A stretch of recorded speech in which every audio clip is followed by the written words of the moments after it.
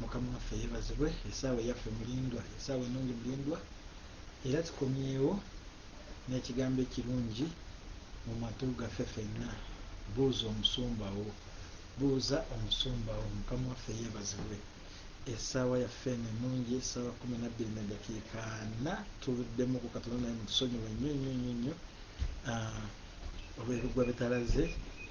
Tuluddewo ku katono naye era tutuno tuzze. Mukama akumpeera omukisa, nakyenterezaawo kitono nnyo, oluvannyuma tusobole okutandika ffenna. Mukama akumpeera omukisa. Haleluya, haleluya. Mukama akumpeera omukisa. Nsaba atuuseeko yenna baaka abantu b'oyita. Oyo atuuseeko agenda kinkolera. Mukama akumpeera omukisa. Sister Edith asinzidde China. Yes. Muganda wange, olubiriizi lwange, omuweereza munnange tanaba kutuuka naye wanaatuukira bonna agenda twegattako naye olw'obudde nensaba munzikirize ntandike. Mukama yeebazibwe. Amannya n'eddoboozi Mutume Amos, nsinzidde Musandizo Osanda International. Abaweereza bangi babatumidde. Tulina abaweereza abasinzidde China. Tulinayo Sister Edith, tulinayo Sister Martha, tulinayo Sister Drulence, tulinayo Brother Rogers wano South Africa, tulina nze Mutume Amos, tulinawo Nabii Goreth Bwahoro, tulinawo Sister Lydia, tulinawo Sister Alice, tulinawo omwana omuto omuweereza Nyante, tulinawo ow'emyaka 8 Liz. Mukama waffe yeebazibwe. Tulina n'omuweereza munnaffe atuyamba akusinziira Uganda bamuyita Jonathan, oyo atuyamba nnyo. Mukama yeebazibwe. Waliwo n'abaweereza abalala n'abatuyamba mu kiro nakiri. Mukama abawa omukisa. Nammwe abaweereza abalala abawuliriza ne museyabinga ne mukomentinga, Mukama abatuweera omukisa. Tubaagala nnyo, tubaagaliza nnyo. Ekitiibwa n'ettendo biddire Mukama. Haleluya. Tuli ku lunaku lwaffe luno olwokuna, essaawa mulindwa, nga twogera ku kigambo kye bayita Ask Your Pastor. Nina ebigambo bye ngenda kwogerako bitonotono. Bino ebigambo bituyamba buyambi nga bwe tulinda ebibuuzo byammwe. Buuza any question ekitambulira mu Bayibuli kyonna. Mwoyo Omutukuvu tumwesiga agenda tulungamya. Puroguramu zaffe zitambula bwe ziti. Buli lwa Monday mpaka Friday ssaawa 6 ogw'emisana, njogerera ku budde bwa South Africa. Buli lwa Monday mpaka Friday ssaawa 6 ogw'emisana tubeera ne lunch hour special. Buli lunaku ekiro ssaawa 6, buli lunaku ekiro nga tulina tumeesinzeemu, tubeera ne a prayer that unveils a new day, esaala etutwala mu lunaku olupya. Buli lwakubiri ssaawa 12:00, lwakubiri ssaawa 12:00 tubeera ne programu Mukama waffe yeebazibwe eya Raising a Child to Adore God. Haleluya. Mukama yeebazibwe. Then eye program etuyigiriza okukuza omwana waffe asobole okukula nga amanyi Katonda. Then lwakuna nga luno tubeera ne program ya Ask Your Pastor, buuza musumbawo. Mukama waffe yeebazibwe. Then buli lwa Mukaaga ne Sunday tubeera ne program ya Surveying the Word of God. Osobola kiyita Bible study, oba okyasobola kiyita okulambula ekigambo kya Katonda. Awo tusomere ebyawandiikibwa, wetusabira Mwoyo Omutukuvu n'atulungamya n'agaziya ebigambo bya Katonda bye yayogera ne bisobola okuganyulwa bulamu bwaffe. Haleluya. Mukama akumpeera omukisa. Mukama akunjagalire. Mukama akwagala ennyo nnyo nnyo. Amen. Ndi mu kutereezaamu wano katono, oluvannyuma nsobole okulaba ebigenda mu maaso. Haleluya. Buli ali ku layini yenna, Mukama akumpeera omukisa. Tugenda kubanga tutandika. Mukama waffe yeebazibwe. Haleluya. Yes. Program nga maze giyitamu. Nyante, please. Please. Mukama yeebazibwe. Haleluya. Nsaba ofune essemono, omwana kati ali wano ayakwata ku mataala bigenda kunsumbuwa. Mukama waffe yeebazibwe. So munansonyiwamu ku katono, nfunyemu okutakataganyizibwa naye nga kigenda kutereeramu ku katono. Haleluya. Yes. Tugenda kubanga tusoma mu Yokaana essuula 8. Yokaana essuula 8. Kati gwe awandiika nsaba owandiike Yokaana essuula 8 olunyiriri olusooka mpaka ku lunyiriri olwa 59. olunyiriri olusooka mpaka ku lunyiriri lwa 59. Yokaana essula 8 from verse 1 to verse 59. Tetugenda soma wonna lwakuba sitole mugimanyi, ngenda kuba mbipiikingamu bitonotono tusobole okutegeera kye tuliko. Katusabe. Kitaffe omulungi, kitaffe omwesigwa, tukwebaza olw'olunaku lwaleero. Tumanyi nti buli kyoleeta mu matu gaffe kibaako engeri gye kitulamu, buli kigambo ekijja kibaako ne nannyini waakyo, nekino mumanyi kiina ettakigimu kigenda, era leka kirabe omukisa gwo Mukama. Sindika Mwoyo w'Omutukuvu atulungamye mu byonna, ekitiibwa n'ettendo bikuddire, nga buli kimu kyonna kye tunaayiga, kye tunaawulira kisobole okugasa obulamu bwaffe, kisobole okutukola obulungi. Tunaasinzanga erinnya lyo nga tukugulumiza. Mukama jjawo okutegeera okwaffe, leka gwe aba ayogera n'abantu bo. Amiina. Haleluya. Nga tugenda soma Yokaana 8. Njagala tutandikire ku Yokaana, Mukama waffe yeebazibwe. Olunyiriri tugenda kutandikira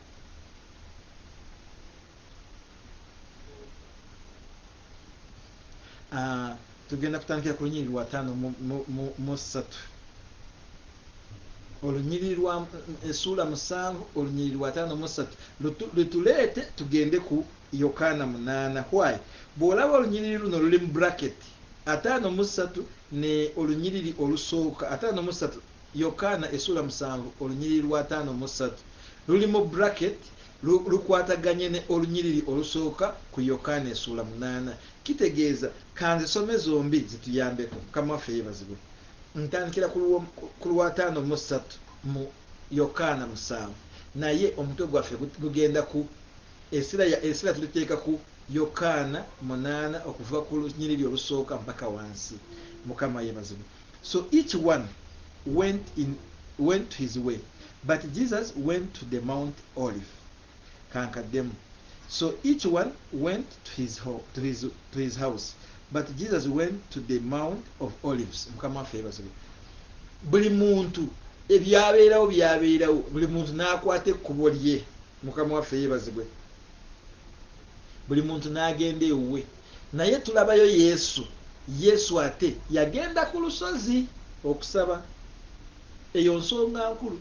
Abantu bwe weerijja nabo, abantu abakubye omutwe bo bagenda mu tulo, bagenda kwebaka mu mayumba gaabwe, bagenda mu byakuseera, bagenda mu byakulaguza, bagenda mu byakolaki. Gwe naye bwe buziba n'odda ku maviivi n'osaba. Entegeerayo n'entegeera y'abo abantu tebikwatagana. Kati sometimes twerigira mu community nga teri yaffe. Tubeera twagala twenkanankane ne community gye twereegeramu, naye jjukira toli wa community eyo. Gwe bw'oba ogenda mu kusaba, bo bagenda mu kusamira. Bw'oba ogenda mu kusinza, bo bagenda mu kwebaka. Bw'oba ogenda ku lusozi okunoonya Katonda, bo bagenda mu masabo. Mukama waffe yeebazibwe.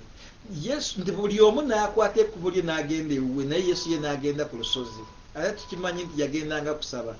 Kati tugende olwokubiri, kati ngenda kusoma. Ngenda kubeera nga nsoma nga nsitopinga. Naye kino kikuleetera ki? Kikuseetinga okubaako ebibuuzo by'obuuza mu maaso awo. Mukama yeebazibwe. At dawn he went to the temple complex again, and all the people were coming to him. He sat down and began to teach them. Then the scribes and the Pharisees brought a woman caught in adultery, making her stand in the center. Teacher, they said to him, this woman was caught in the act of committing adultery. In the law of Moses commanded us to stone such women. So what do you say? They asked this to trap him, in order that they might have evidence to accuse him. Jesus stooped down and started writing on the ground with his finger. When they persisted in questioning him, he stood up and said to them, the one without sin among you should be the first to throw a stone at her.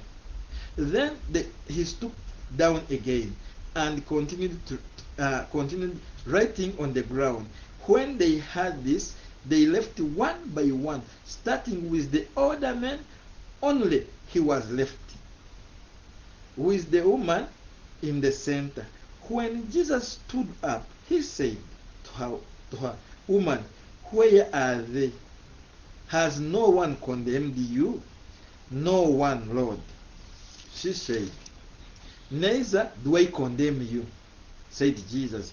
Go, and from now on do not sin anymore. Mukama waffe yebazibwe. Tujja sooka kuyimirira awo kati oluvannyuma nsobole okunnyonnyola awo. Asoma yenna tusibye ku lunyiriri lwa 11. Tugambye tuwandiika Yokaana essula 8 olunyiriri olusooka mpaka olwa 5-9 nti Yesu bwe yakomawo mu lujja lwa tempe again n'atuula bwe yali akyali awo ne baddamu ne bamuweekunganirako yakomawo bukomi bwe bwaziba n'agenda bwe bwakya yakomawo ng'avudde ku lusozi bwe yakomawo nabo bajja. Mukama waffe yeebazibwe. Haleluya. Mukama waffe yeebazibwe. Bwe yakomawo nabo ne bakomawo ne bamwekungaanyirizaako n'atandika okubasomesa n'atandika okubabuulira ebirungi. In the midst of that, laba abafalisaayo n'abawandiisi b'ebitabo bwe bajja. Mukama waffe yeebazibwe. Haleluya. Ne bajja nga balina omukyala bamukwatidde mu kikolwa ky'obwenzi. Mukama waffe yeebazibwe. Omukyala nga bamukwatidde mu kikolwa ky'obwenzi ne bamuleeta ne bamugamba, sebo ono omukyala tumusanze ng'ali mu kikolwa wennyini. Bayibuli egamba nga bamukwata ali mu kikolwa mwennyini eky'obwenzi. Ate amateeka ga Musa gagamba abantu nga bano babakuba amayinja baffe. Yesu oyogerako ki? Baddamu Bayibuli egamba nti baayogera kino nga baagala bamutrapping bafune obujulizi obukakafu obunaamusibako omusango. Yesu he bent down oba n'afukamira oba tukiyite tya n'akutama n'awandiika n'olugalo lwe wansi. Ne bamulemerako. Bwe bamulemerako n'ayimirira n'abagamba atakolanga kibi y'aba asooka kumukuba ejjinja. N'addamu n'awandiika wansi. Abaalaba ekyo abaali balemerako buli omu n'akwata ekkubo lye n'agenda. Omukyala Bayibuli etulaga wano nti n'asigala naye omukyala ng'ali mu ssenta. Kiraga ki? Nti omukyala ono baali bamwetoolodde bonna nga ye ali wakati. Ne Yesu tulaba ali ku ssenta n'omukyala bali ku ssenta. Bwe bamuleeta bamutuusa kumpi ne Yesu. Kati bo ne beetooloola Yesu n'agenda mu ssenta. Ate jjukira, Jesus is the center of salvation. Mujja kuntegeera mpola mpola. Jesus is the center of salvation. Kati bwe bajja Yesu bamusanga ng'asomesa. Omukyala ne bamuleeta wano. Mukama waffe yeebazibwe. Kati bali babiri baabano. Yesu asooseewo, omukyala azze. Kati bo ne beetooloola. Ekitegeeza ne babateeka wakati. Kati olwedde Jesus afuuse center. Mujjukire eri nga tutandikira ddala nga twogera ku what Bible contains nga tutandika. Kati bwe bamuteeka mu ssenta Yesu n'abagamba atakolangako kibi y'aba asooka n'ejjinja okukuba omukyala ono. Buli omu n'akwata erye. Kati ne basigala wakati mu ssenta. Ate nga tugamba Yesu ye center of salvation. N'amubuuza mukyala gwe, ababadde bakuvunaana baliwa? Nti bonna bagenze. Kitegeeza teri n'omu akuvunaana musango gwonna. Ko ye nedda. Ne Yesu n'agamba nange sigenda kuvunaana. Naye nkugamba kino. Genda toddamu kubeera mu bulamu obw'obwenzi. Toddamu kubeera mu kibi. Mukama waffe yeebazibwe. Naye kati njagala nkolageyo akantu kamu. Tugende mu Baleevi essula 2. Leviticus essula 2 olunyiriri lwa 10. Leviticus essula 2 olunyiriri lwa 10 yegamba bweti. If a man commits adultery with a married woman, if he commits adultery with his neighbor's wife, both the adulterer and the adulteress must be put to death. If a man sleeps with his father's wife, he has ashamed his father. Both of them must be put to death. Their blood is on their own heads. If a man sleeps with neighbor's daughter-in-law, both of them must be put to death.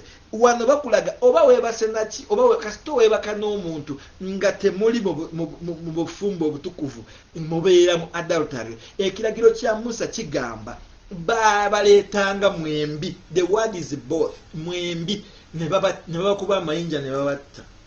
Kijja kitya omukyala gwe baakwatirwa mu kikolwa wakati nga tebazze na musajja baleeta mukyala wekka. Kyova olaba wali Bible egamba they did this to trap him so that they can get evidence of her choosing him. Tugamba omukyala ono yali ali mu kikolwa yekka. Mulokole bw'oba ohandolinga matter ez'omwoyo olina kuba sensitive.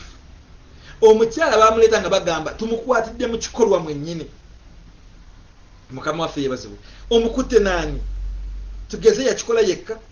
Ne bwe baali ba Sodomu ne Gomora, omusajja yakikolanga ne musajja, n'omukazi n'akikola n'omukazi, ne bagendera enkoko, ne bagendera embuzi, ne beebaka n'ente, ne bakola naye waabeerangawo ekintu ekirala kye bakikola nakyo. Kati lwaki baleetera Yesu omukyala yekka nga baagala bakube yekka? Abantu bagenda kuleetera ebintu ng'ebintu bw'obitunulamu ng'olabira ddala abantu just baagala tupin you, baagala kunoonya ekintu kyonna ekikuba ku mutwe n'odda wansi.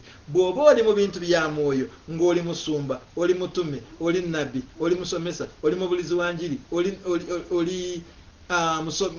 ngambye oli musomesa, oli nabbi, oli musumba, oli mubulizi, oli mutume, kasita oba oli mu ministries ettaano emokwezi ettaano ng'otudde ng'oli mu kuweereza, oyina kuba sensitive kwabo abakubeerako. Mulimu abajja nga bo banoonya kye banaakola kyonna, basala amagezi gonna okulaba nga banoonya ekintu pin you down, banoonya evidence to destroy you, banoonya ekintu to ruin you, banoonya ekintu to distract you, banoonya ekintu to erase you. You have to be with insight of God. Yesu bwe yakitegeera nti kyebaliko kyakumumenya, kyebaliko kyakumunyuza, kyebaliko kyakunoonya obujulizi, naye n'abagamba atakikolangako akuba ejjinja. Mukama waffe yeebazibwe. Haleluya. Nkakulagiridde wali mu Leviticus nti bwe wakolanga ekikolwa ekyo mwembi ababiri babakubanga mayinja baleetako omu. Sooka otegeere omuntu azze ewuwo ajidde mu motives ki, emission ki emuleese, ye kituufu ayagala ki, nga tonaba kuengaging kintu kyonna. Sooka obeeko na mwoyo w'amagezi, sooka oweebuuze mwoyo akubuulire, otherwise ogenda kugwa mu kateeba. Teri buli muntu yenna nti anyumirwa enjiri gy'oweereza, teri buli muntu yenna nti byokola bimunyumira. Abamu buli bw'obikola amasawo gaabwe bafuna ebizibu, buli bw'obikola amayembe gaabwe gafuna ebizibu, buli lw'oba oli mu kuweeza Katonda bafuna ebizibu mu bintu byabwe, mu byawongo byabwe. Obalemesa abantu balokoka bebadde bakola nabo ebintu ebyo. Kati they become your public enemy, they become your public opposition side. So you have to be attentive, you have to be careful whenever you're handling such things. Praise be to the Lord Jesus. Mukama waffe yeebazibwe. Tusome tuli ku lwa 12. Then Jesus spoke to them again. I'm the light of the world. Anyone who follows me will never walk in the darkness, but he will have the light of life. So the Pharisees said to him, you are testifying about yourself. Your testimony is not valid. Even if I testify about myself, Jesus replied, my testimony is valid because I know where I came from and where I am going. But you don't know where I come from or where I am going. You judge by human standards. I judge no one. And if I do judge, my judgment is true because I am not alone, but I and the Father who sent me judge together. Even in your law, it's written that the witnesses of two men is valid. The witness of two men is valid. I am the one who testifies about myself, and the Father who sent me testifies about me. Then they asked him, where is your father? You know neither me nor my Father. Jesus answered, if you knew me, you would also know my Father. He spoke these words by treasury while teaching in the temple complex, but no one seized him because his hour had not come. Mukama waffe yeebazibwe. Tusooke tusibire okwo. Hallelujah. Kati awo ate n'abagamba nze kitangaala eky'obulamu. Mukama waffe yeebazibwe. Haleluya. Bwe yayogera ebyo n'agamba oyo yenna agoberera nze talitambulira mu kizikiza naye anaabeeranga n'ekitangaala eky'obulamu. Ne bamugamba kati gwe weewaako wekka obujulizi bwo tebuyinza kubeera butuufu lw'ensonga bwewaako bwekka. N'abagamba yambwewaako nze kala kuba buba bujulizi buba butuufu lwakuba ne kitange ampeera obujulizi.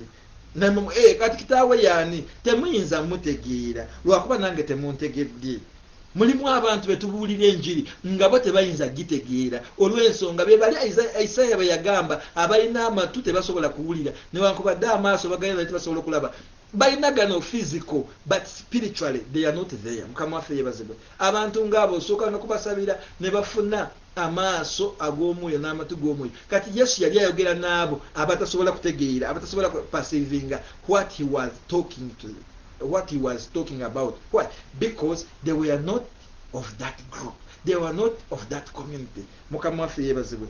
Agenda maaso nayeyogerako ebirungi tumuwulidde agamba ye kitaawe yamuweera obujulizi tebamanyi gye yava tebamanyi gy'alaga kati banaategeera batya taata we. Mukama waffe yebazibwe. Mulokole buli lw'oba oyogera know your goal, know your objectives, know your foundation, talk with basics, have your principles. Tobuukira bintu bagenda kubuuza ebibuuzo otunule bwoti. Mukama waffe yebazibwe. Yesu baleetanga ekibuuzo kino akiddamu kusinziira engeri gye kisaanidde. Mukama waffe yebazibwe. Ebibuuzo obizzeemu otya? Kati njagala kubuulira wano kye yategeeza nti I am the light of the world. Luli yagaba emigaati mu ssula ya 7 n'agamba I am the bread of life. Lwakuba kyali kya migaati. Kati wanagamba I am the light of the world. Why? Lwakuba eno feast gye yali yazzeeko bagiyita feast of tabernacles. Feast of tabernacles oba feast of books. Feast of books okisanga mu Leviticus chapter 23 verse 43. Feast of books or feast of tabernacles okisanga mu kitabo kya Leviticus esula 23 olunyiri 43 ekigamba nti ne bawandiikibwa mu bitabo bino okubanga kijjukizo eri abaana baabwe nti Katonda alina abantu be yanunula okuva mu Misiri n'abatwala mu nsi ensuubize. Mu kitabo muno mulimu abantu ba Katonda n'abagamba ekitabo kino eno feast mugikolenga buli mwaka okujjukirangako ebyo bye nawandiika n'abantu bange abali mu kitabo kino ate emalenga wiiki emu. Eyo feast yabeeranga ya wiiki emu. Mukama waffe yebazibwe. Kati feast eyo yali ekyenjawulo ekyagibeerangako baakwatanga zi candles ne baziwanika ku mirongooti. Obuwanvu bwazo obulongooti bwabanga ne 74 feet.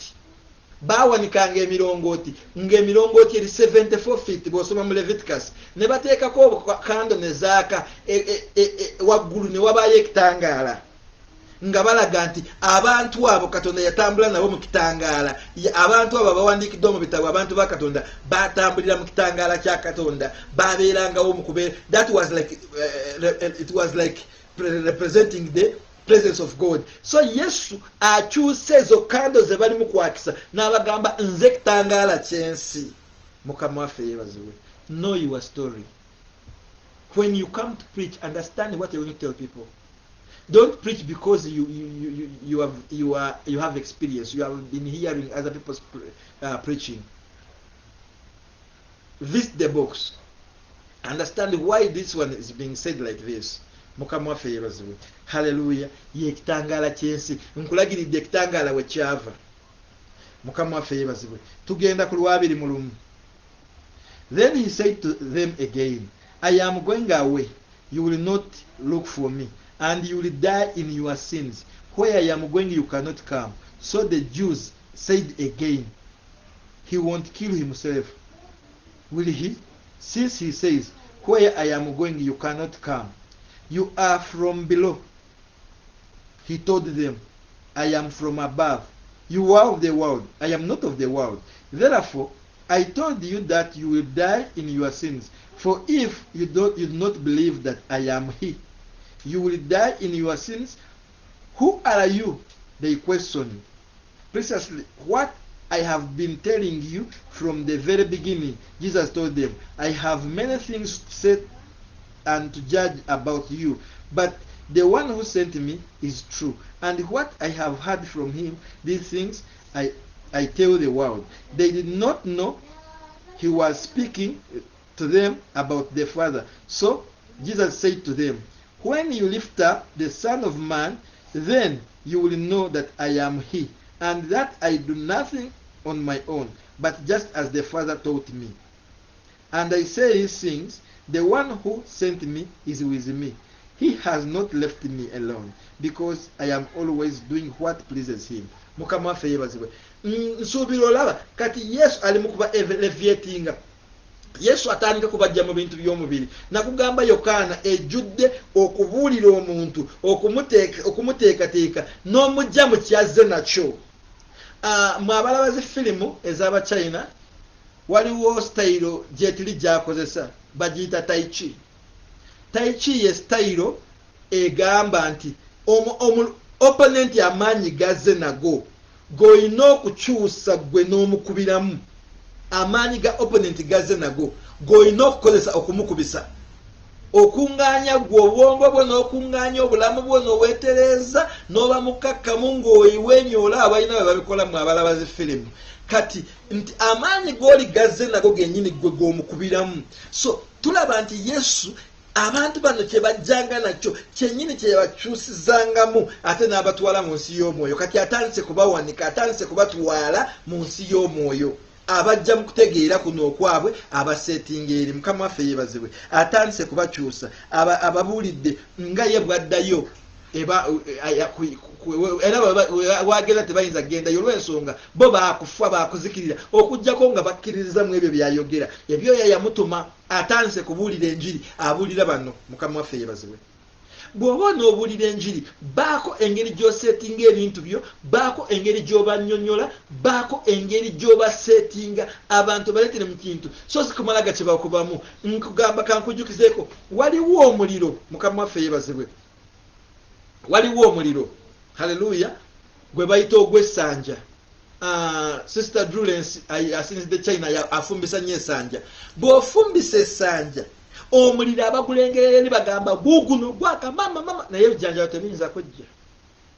Naye gwe kozesa enku ennungi ng'eza enkunga ez'akalituusi, enkunga ez'omu emiti emirungi emisambya. Simanyi emiti emirala bagiyita mu Luganda, saagala nsubira kubanga siri Muganda. Mukama waffe yeebazibwe. Naye mu lulimi lwange ndi smart.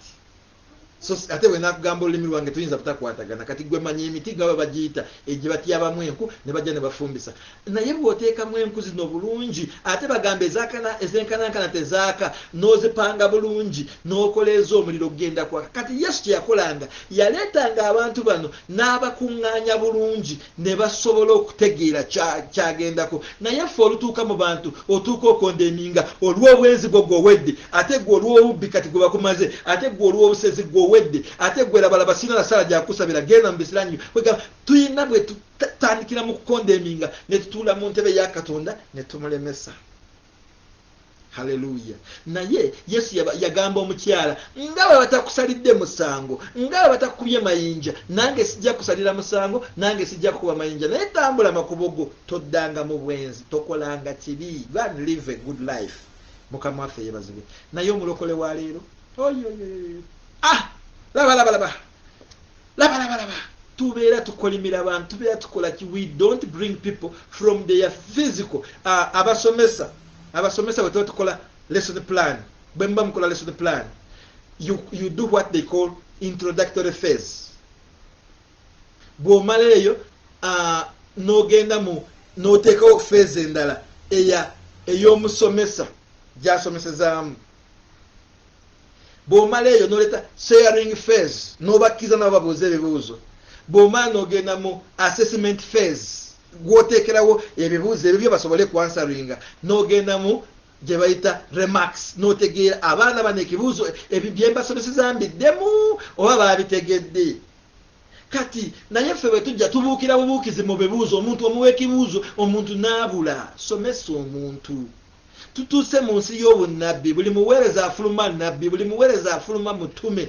Abantu tubalagula bulaguzi, tubabuulira ebintu nga binene tebayinza kubitegeera. Omuntu n'alwanagana n'ekintu ky'omulagudde nga tamanyi n'engeri gy'ayinza okukikola, n'obunnabbi ne bulema okutuukirira olw'ensonga omuwadde emmere ennene gy'atasobola. Naye singa osoose omusomesa oluvannyuma n'omulagula, singa osoose kumusomesa oluvannyuma n'omubuulirira, kyandibadde kirungi. Mukama waffe yeebazibwe. tulaba Yesu ng'asomesa akyusa abantu mu kye bagiddemu abatutte kati mu nsi y'omwoyo ali mu kubabulira enjiri ebigenda mu ggulu. Mukama waffe yeebazibwe. Haleluya. I think ndi kumpi na kumaliriza, kansomere ddala kati mmalirize nsobole okuwulira ekiddako. Tugenze ku lwasatu. And he was saying these things, many believed. Okati nsobera story yange ogitegedde.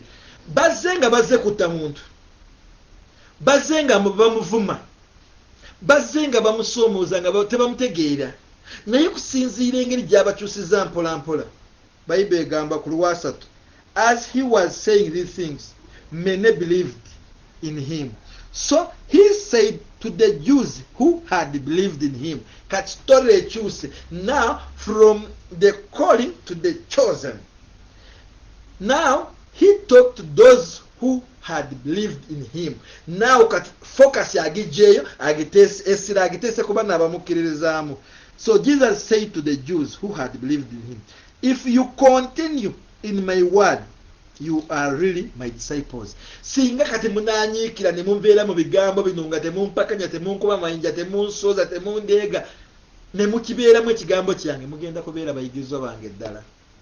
Yiga engeri gy'oyigirizaamu omuntu, yiga engeri gy'otandikamu topiki yo, yiga engeri gy'oleetamu omuntu mu kumwagaza ekyo ky'oyagala gw'ayagale, lwakuba gw'aleeta ebyo by'oyagala ayagale.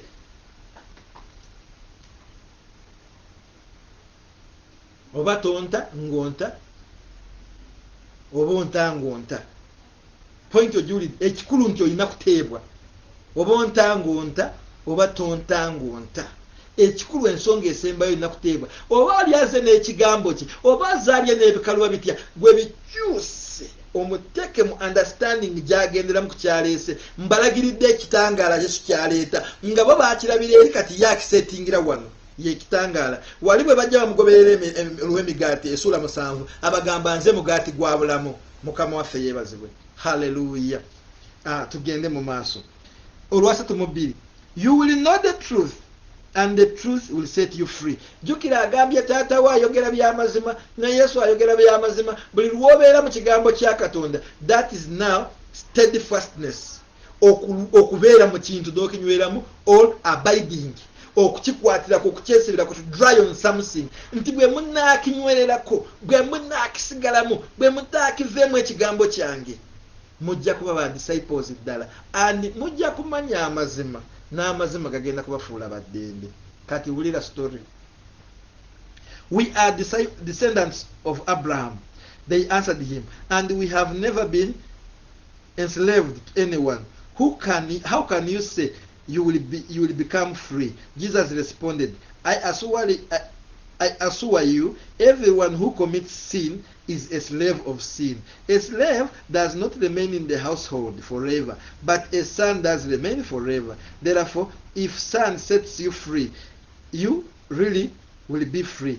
I know you are descendants of Abraham, but you are trying to kill me, because my word is not welcoming you among you. I speak what I have seen in the presence of the Father. Therefore, you do what you have heard from your father. Our father is Abraham, they replied. If you were Abraham's children, Jesus told them, you would do what Abraham did. But now you are trying to kill me, a man who has told you the truth that I heard from God. Abraham did not do this. You are doing what your father does. We were not born of sexual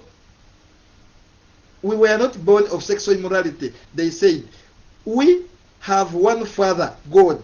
Jesus told them, if God were your father, you would love me, because I come from God. I am here, for I did not come on my own, but he sent me. Why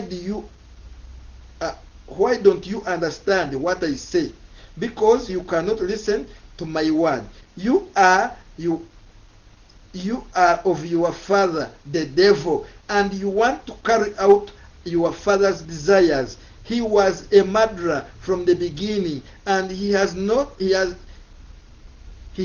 stood in the truth, because there is no truth in him. When he tells you a lie. He speaks from his own nature because he's a liar and the father of liars.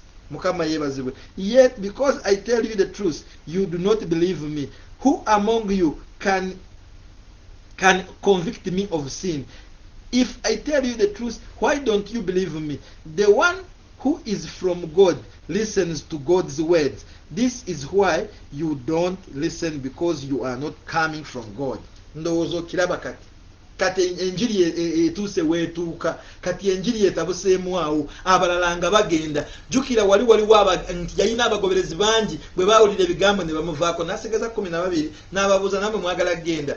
Peetero n'amugamba, gwe musomesa omulungi, tunaalaga Mukama waffe yeebazibwe. Kati wanaabagambye nti bwe muba mwefuula nti muli baana ba Abulahamu, lwaki mwagala kunzita ng'ate Abulahamu yakolanga birungi? Ekitegeeza taata wammwe si Abulahamu. Ne bagamba ffe tulina taata waffe omu, era tetwazaalibwa mu bwenzi, twazaalibwa nga tuli bulungi, ate tetubeerangako mu busibe. Bo baali jjukira, naye bagati babeerangako mu busibe, baali mu busibe mu Misiri, baali mu busibe mu Syria, baali mu busibe mu Babiloni. Era ne feast zino bazikola nga bajjukira Katonda obusibe we yabajjamu, ng'awandiisa ebitabo ebirimu amannya g'abo abantu be yawonya, nti yatambulanga nabo mu kitangaala ekyo. Kyova bawanika candles ku feet 74 nga bajjukira for 7 days Katonda kye yakola mu bajjajjaabwe. Naye kati bagamba tebabeerako mu busibe. So omuntu mulimu gw'ogenda kubuulira enjiri ng'ebintu bye tabitegeera olw'ensonga si waakumanya, olw'ensonga tajja kubitegeera. Amatu ge gaaziba ag'omwoyo, amaaso gaaziba ag'omwoyo. Mulokole. Mukama waffe yeebazibwe.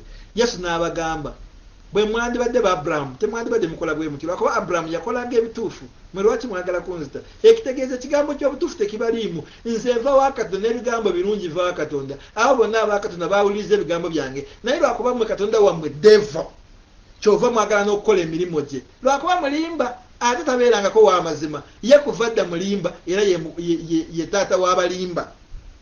Mukama waffe yeebazibwe. Simanyi wawoogwa, mulokole, simanyi wawoogwa.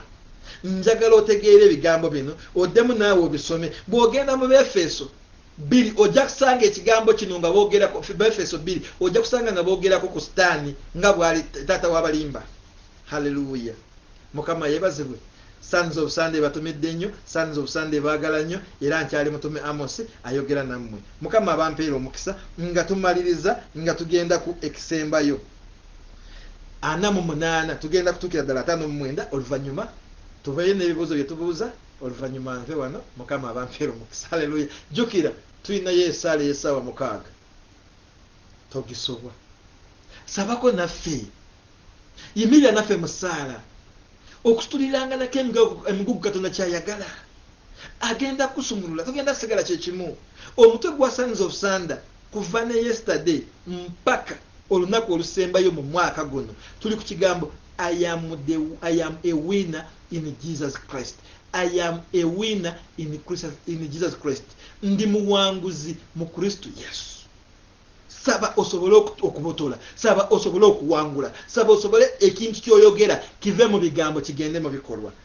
Kakabadde kalango leka tudde ku njiri yaffe. Nakugambye tuli ku Yokaana sura 8, tugenda ku 8 tumaleyo 5-9.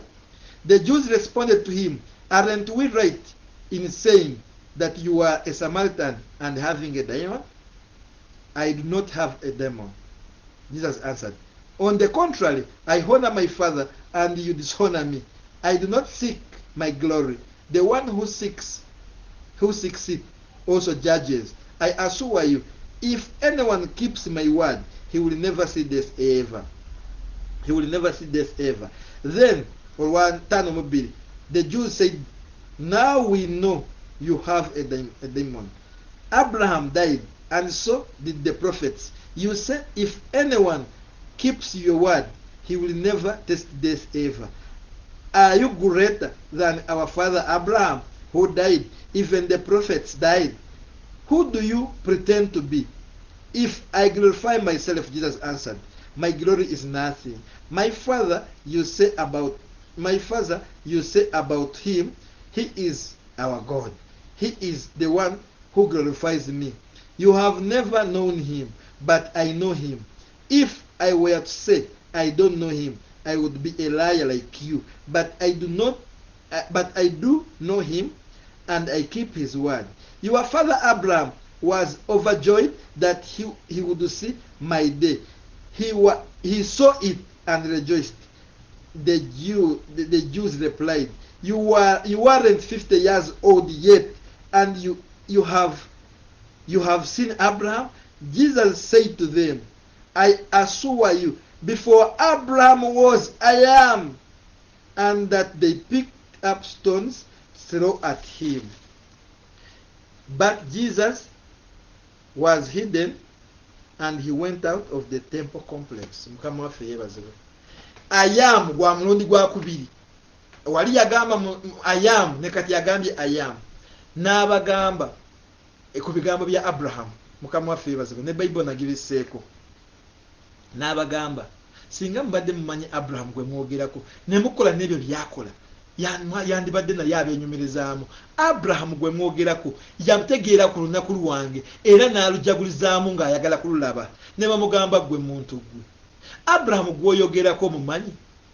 Abraham yafa dda, gwe tonaweza na myaka 5. Tonaweza na myaka 5. Jukirawo Yesu yali mu myaka gya 3 munga mu 2 ali mu njiri. Mukama waffe yeebazibwe. Jukira yali na 3 n'atandika enjiri n'agibulira emyaka 3 kitundu. Kati katubale yali mu 3 nga mu 2. Kati tutwalirawo togamba nti yali 3 mu 2 naye nkigeza bugeza. Mukama waffe yeebazibwe. Kati n'abagamba ate Abraham nga tanabeera gwe muyita taata wammwe, nze naliwo. Bakwata bukwasi mayinja nga baagala kumukuba amaanyi ga Katonda nga bamwawulako n'ava mu tempo. Abalabe ba Yesu bafubutukanga mu tempo. Abalabe ba Yesu bavanga mu bakabona ab'amaanyi. Abalabe ba Yesu baali bebefuula abakwata ebiragiro ab'amateeka ga Musa.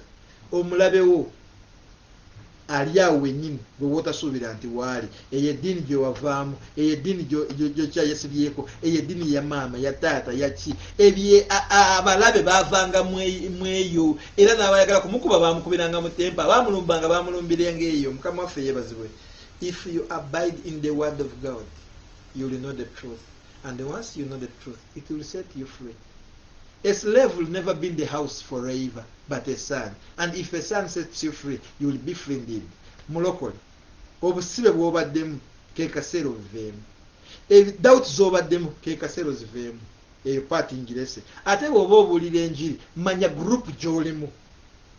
Buuza Katonda ngenda kubuulira enjiri kitundu bwe kiti. Abantu abo bali batya? Njiri ki gye beetaaga? Katonda agenda kuwa enjiri. Ate Katonda bw'akutuma enjiri y'awantu akuweerako n'akabonero otegeera byonna abeerako.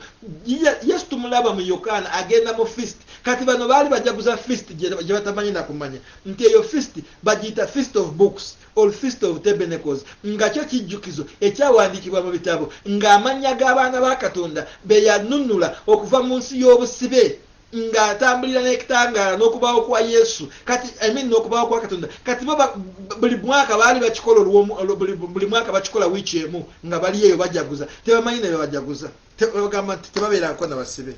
Mukama waffe yeebazibwe. Mulokole. Ebigambo byamusi biibyo era nsuubira byebyo. Ng'ovudde ku biibyo byebyo. Waliwo ekibuuzo kyonna kyenkusaba bw'oba ogenda kubuulira enjiri weeseetinge. Bw'oba ate gwe naawe mulokole weekebere. Oyinza kuba yeggwe oli omu ku abo abajja just kubuuza ebibuuzo by'okulemesa, abajja just kunoonya Amos tumusanze mu nsobi ki, abajja just okugamba bw'owulira nga boogera olowooza beebo. Naye maama tojjanga with those such questions because wojja omuntu ojja musanga ali well prepared oswalireyo. Bajja kukuba oli amayinja ne bagenda omwomu. Yes, because he's the center of salvation.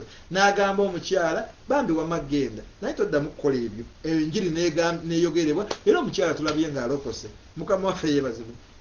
He's the center of your salvation. He's the light. And once we walk with him, you'll never be in darkness. Those who walk in darkness, they are like dogs. They are evildoers. We are of light. We should light the world. Mukama waffe yeebazibwe. Waliwo ekibuuzo kyonna alina ekibuuzo kimbuuze naye njagala kuzzaamu amaanyi. Tusome ebitabo. Read the Bible.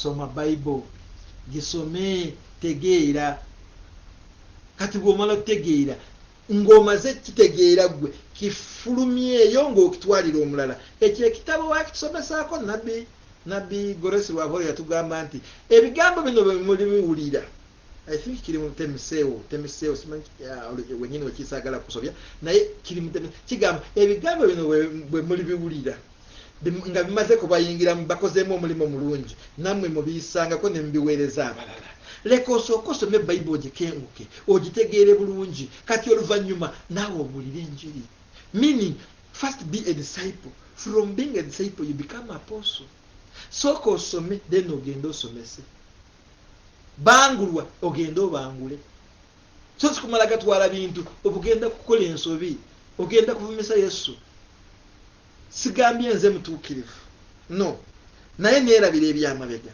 nga nkunuukiriza eby'omu maaso awali empeera yaffe eyeeva waggulu awali okunyumya kwaffe awali sitole yaffe ow'omulokozi waffe Kristo oyo alijja n'akyusa omubiri gwaffe guno oguvunda n'atwambaza omubiri gwe omulungi nsuubira tewali bibuuzo munzikirize mbasiibule ababadde ku mukutu Mukama bampeera omukisa abadde bawuliriza bonna mutukoze bulungi ekitiibwa n'ettendo kiddire Mukama mbadde Amos omutume wammwe okuva mu Sons of Sanda nabbi waffe tabaddewo abadde ku mirimu mukoowu abadde awumuddemu nennema okumuteteganya so Mukama abawe omukisa mujja kumulaba olunaku olulala ennaku zikyali nyingi naye buli abaddewo yenna Mukama akunjagalire buli kyonna kyokola okulaba nti ekigambo kino kituuka we kituuse Mukama abanjagalire naye kati nga sinaba kuvaawo tutunuulire essemu zaffe ffenna abaliwo tunuulira wansi w'oteekawo write a comment on your left waliwo ekigambo share kanyigemu okasindike instant okasindike mu group okasindike mu inbox abantu abanaakabikula kabajja kubaleeta ku peegi yaffe mpola mpola tugenda kubanga tweyongerayo kankusabira omukisa kitaffe omulungi kitaffe omwesigwa ebigambo byo tubiwulidde tusaba omukisa gwo gutwegatteko tusaba amaaso Mukama ag'omwoyo tusobole okulaba tusaba amatu g'omwoyo tusobole okuwulira n'okutegeera tusaba Mukama otuwe insight ey'eggulu tusobole ebigambo byo okubitegeera ate tukolemu omulimu omulungi tusonyiwe obutali butuukirivu bwaffe tusonyiwe okubanga tukola ensolo tuwakana twogera bitutamanyi naye tuboneredde Mukama tuzze gy'oli nga tugamba tereeza omukyalo oyo tereeza omwami oyo tereeza maama tereeza taata tereeza omuwala oyo tereeza omuvubuka oyo ekitiibwa n'ettendo bisigale nga byebyo Katonda mu linnya ly'omwana we Yesu amiina musigale bulungi mbaagaliza mbaagala nnyo mweraba